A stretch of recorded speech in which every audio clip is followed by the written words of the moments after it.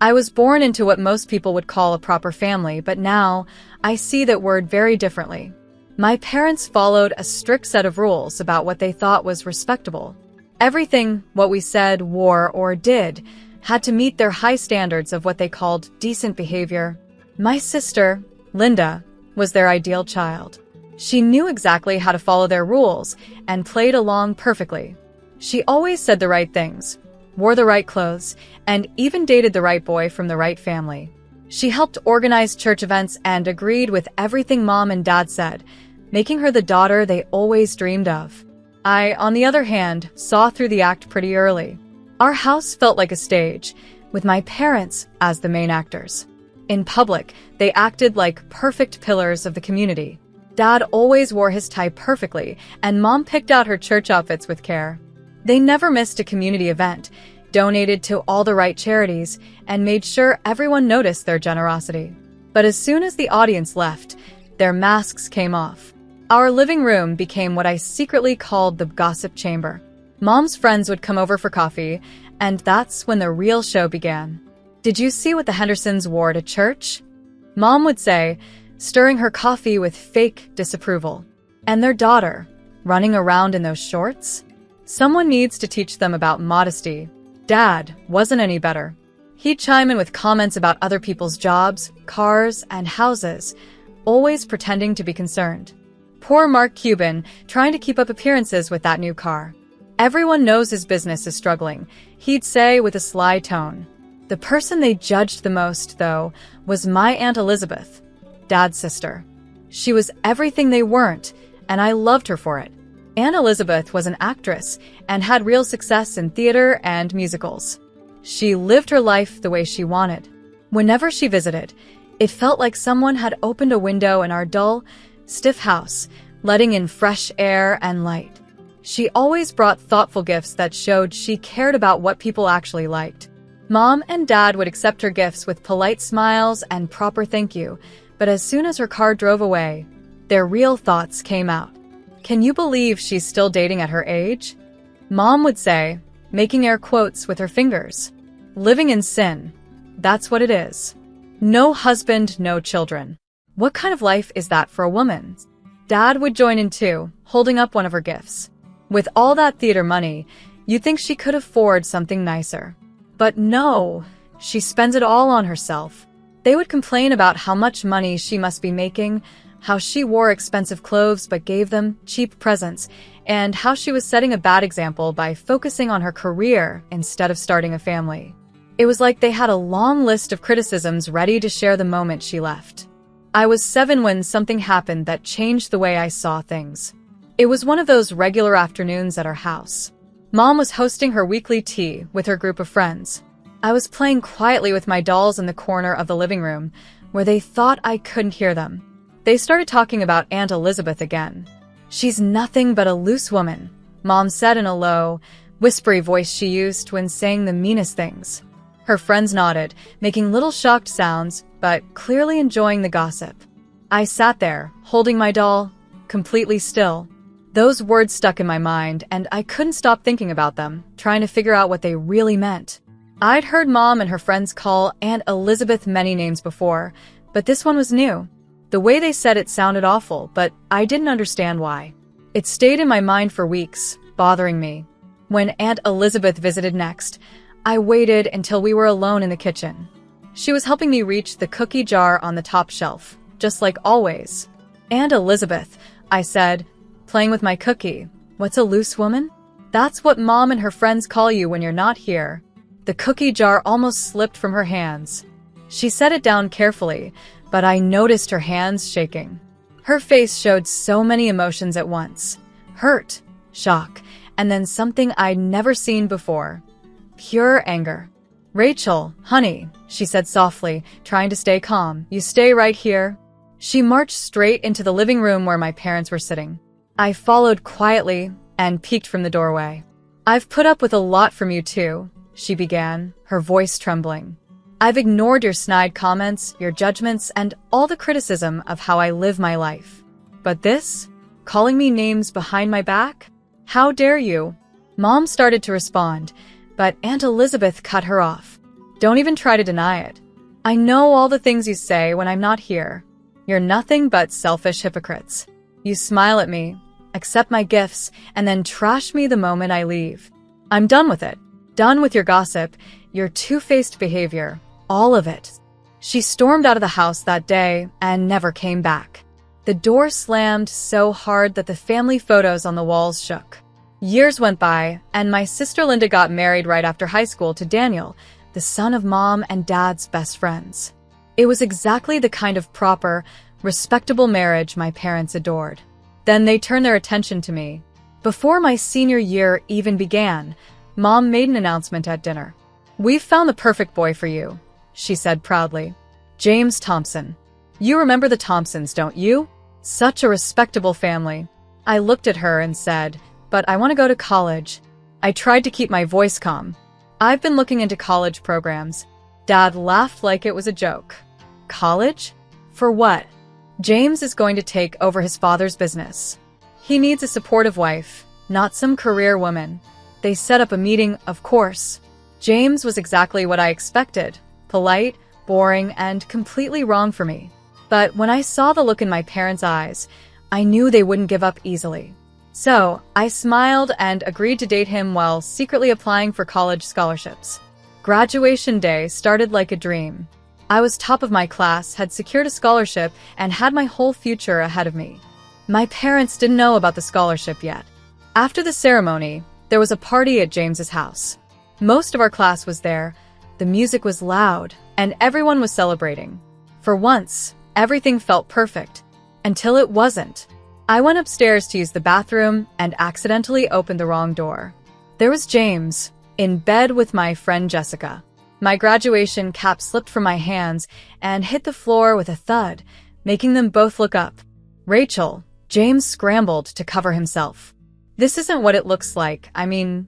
"Save it," I said, surprised at how calm I sounded. "We're done." I walked out of that house and didn't look back. My phone started buzzing right away, calls from James, texts from Jessica, but I ignored them. I knew the real trouble would come when my parents found out. "What do you mean you broke up with James?" Mom shrieked the next morning.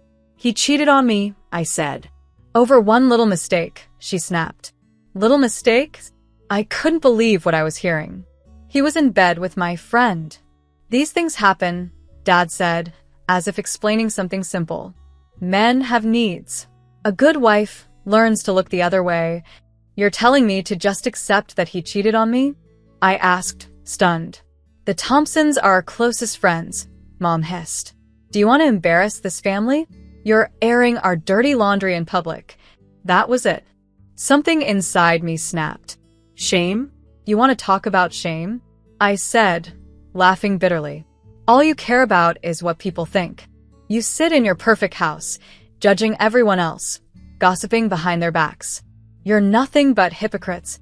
Mom stepped closer, her voice cold and sharp. "You will apologize to James.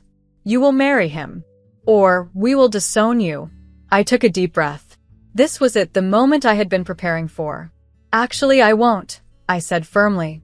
"I got a full scholarship to State University. I'm leaving for college in August."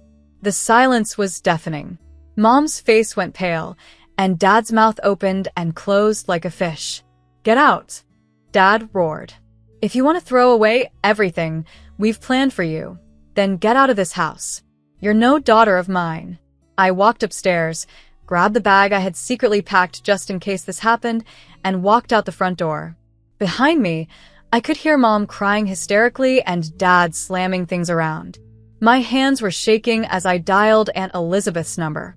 I hadn't spoken to her in years, but I'd always kept her number saved. She answered on the third ring. "Hello, Aunt Elizabeth, it's Rachel," I said, my voice trembling. There was a pause. Then her voice softened. "Rachel, sweetheart, what's wrong?" I told her everything. James is cheating, my parents' reaction, the scholarship, and being kicked out. The words spilled out between sobs I hadn't realized I was holding back. "Where are you right now?" she asked when I finished. "Standing outside their house," I said quietly. "Stay there. I'm coming to get you." It was about an hour's drive, and true to her word, exactly 2 hours later, her red convertible pulled up to the curb. She jumped out and hugged me tightly, not caring that my tears were soaking her silk blouse. Aunt Elizabeth's house in the neighboring town was just like her, bright, welcoming, and full of personality. Theater posters lined the walls, and the cozy furniture made you want to sit and stay. It was everything our cold, lifeless family home wasn't. "Make yourself at home," she said, leading me to a guest room. "This is your space now, for as long as you need it." That night, over mugs of hot chocolate topped with extra marshmallows, I told her the whole story in detail. She listened quietly, nodding every now and then but never interrupting. When I finally finished, she smiled and said, "You know, you remind me of myself at your age, standing up to them, choosing your own path." "I'm proud of you, Rachel." "Really?" "Proud of me?" I asked hesitantly. "You don't think." "Selfish," she laughed gently. "Rachel, living your life by someone else's rules isn't selfless. It's being a puppet. You need to write your own story." The weeks before college turned out to be some of the best of my life. Aunt Elizabeth helped me set up a laptop and taught me how to find freelance writing jobs online. "Everyone needs content these days," she said with a grin. "Might as well make some money while you're waiting for school to start." I spent my days writing articles about everything from pet care to travel tips. Evenings were for watching old musicals or reading scripts together. She'd tell me stories from her theater days, and for the first time, I felt like I could truly be myself. When August came, Aunt Elizabeth drove me to college. She helped me carry my boxes to the dorm, arranged my desk just right, and even made my bed with new sheets she had bought for me. Before leaving, she hugged me and said, "This is your adventure. Make it count." I dove into my business management classes, determined to make her proud. We talked almost every day. She wanted to know all about my classes, roommates, and life on campus. My parents and Linda, though, radio silence. Aunt Elizabeth would sometimes pass along updates she'd heard. "Your sister had another baby," she mentioned during one of our weekly calls. "Her third. They named him Daniel Jr." I just shook my head and changed the subject to my upcoming midterms. Linda had chosen her path, just as I'd chosen mine. Sometimes, I wondered if she was truly happy being the perfect daughter, wife, and mother, or if she ever dreamed of something more. After graduation, I accepted a management position in Aunt Elizabeth's city. It felt natural. I couldn't imagine being far from her. The job was great, my career was off to a strong start, and best of all, I got to spend almost every weekend with Aunt Elizabeth. Friday brunches became our tradition. She'd tell me about her latest theater projects. She was directing community plays now, passing on her love of the stage to a new generation. Sometimes, we'd spend whole weekends binge-watching old movies or attempting fancy recipes from cooking shows. Then came the news. One Friday morning, she sat across from me, her hands wrapped tightly around her coffee mug. "Stage 4, she said softly. "They say I have a few months, maybe less." I moved in with her that same day. Between work and taking care of her, the days blended together. We made the most of every moment. She insisted on teaching me her secret recipes, shared stories from her younger days, and made me promise to keep living boldly. She passed away quietly on a Saturday morning, holding my hand. The theater community turned out in full force for her funeral, actors, directors, and students from her workshops. The church was packed with people whose lives she had touched. But the 3 empty seats in the front row stood out. My parents and sister hadn't come, even though I had sent them all the details. A week after the funeral, the notary called me to his office. "Your aunt was very clear about her wishes," he said, sliding some documents across the desk. "The house, her land back in your hometown, and her savings, about $800,000, everything goes to you." I sat there in shock, tears streaming down my face. It was too much. All I wanted was Aunt Elizabeth back. That weekend, I started sorting through her things. In her home office, I found a bundle of letters tucked away in a drawer, all addressed to my father. None of them had been sent. With trembling hands, I opened the most recent one. "Dear Thomas, I know we haven't spoken in years. The doctors say I don't have much time left, and I keep thinking about family and reconciliation. Remember when we were kids and you used to protect me from the neighborhood bullies? I miss my big brother. I know we've chosen different paths and lived different lives. Maybe we've both been too stubborn, but life is too short for pride, isn't it?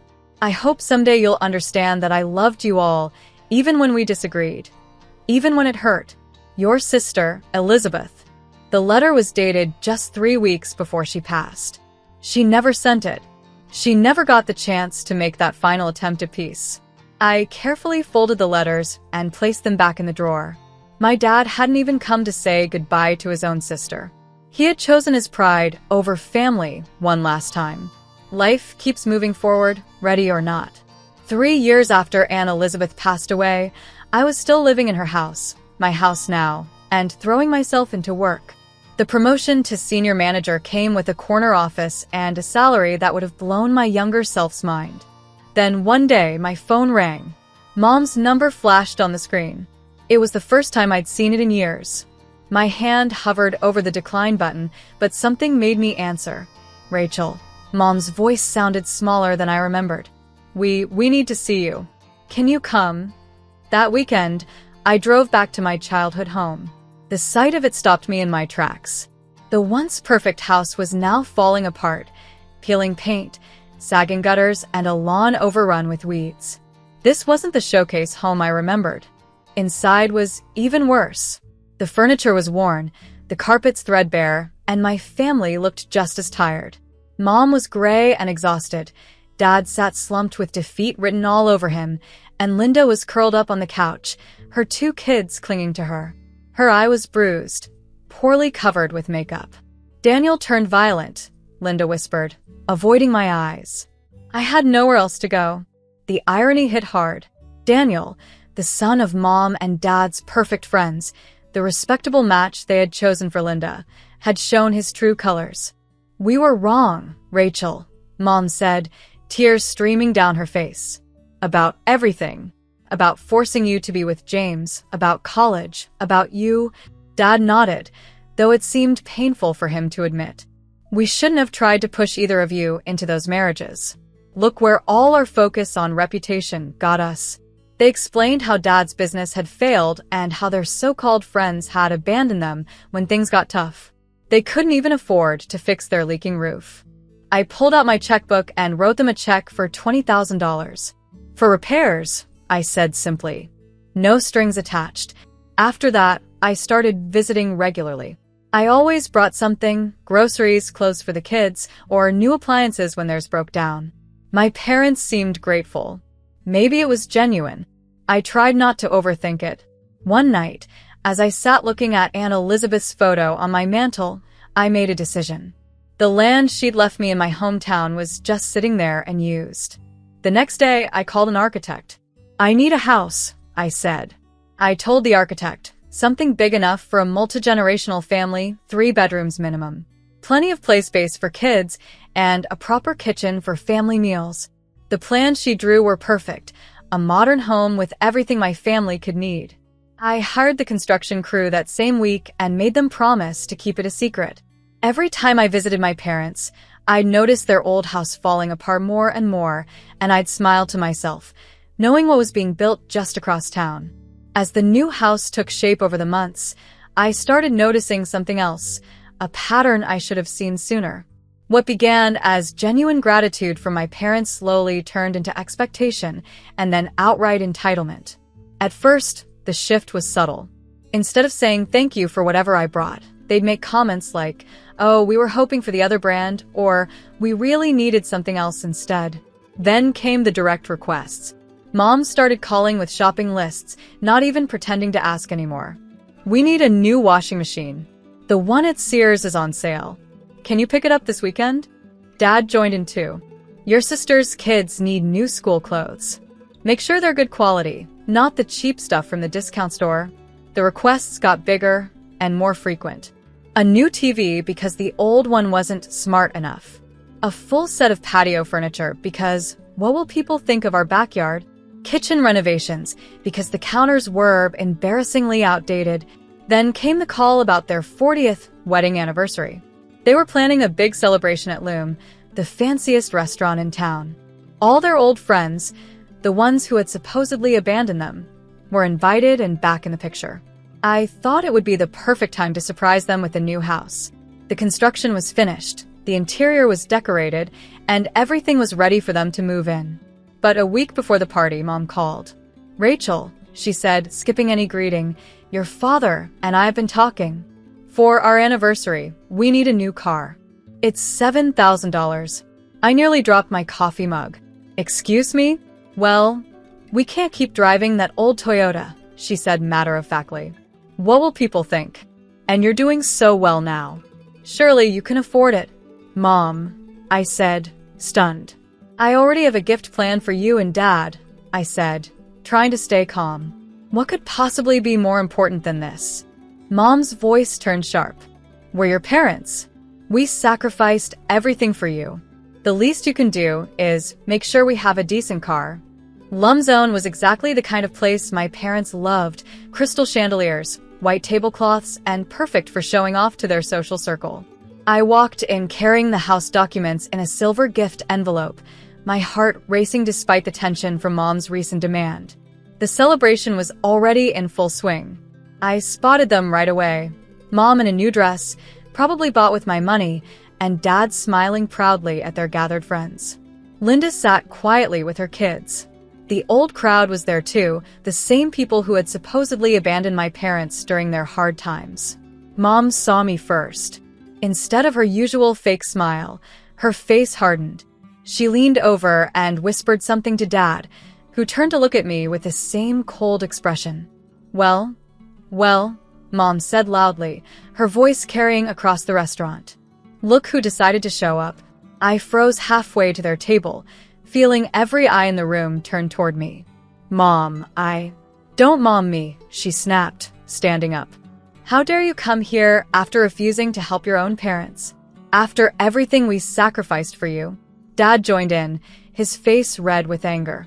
"We only asked for one thing. One simple thing, to make your mother happy on our anniversary. But no, you're too selfish.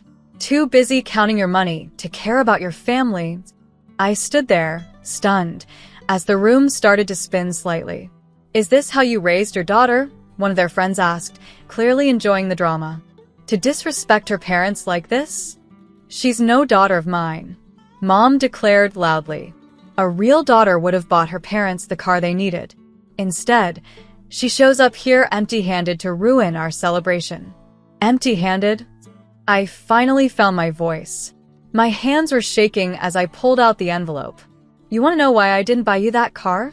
We don't want to hear your excuses." Mom snapped. "Just leave.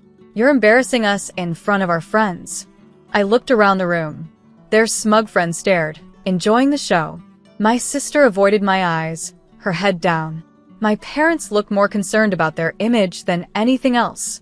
In that moment, I saw Aunt Elizabeth standing in our living room all those years ago, facing the same judgment, the same cruelty. "I spent the last year building you a house," I said, my voice steady and clear. "A beautiful 4-bedroom home on Aunt Elizabeth's land.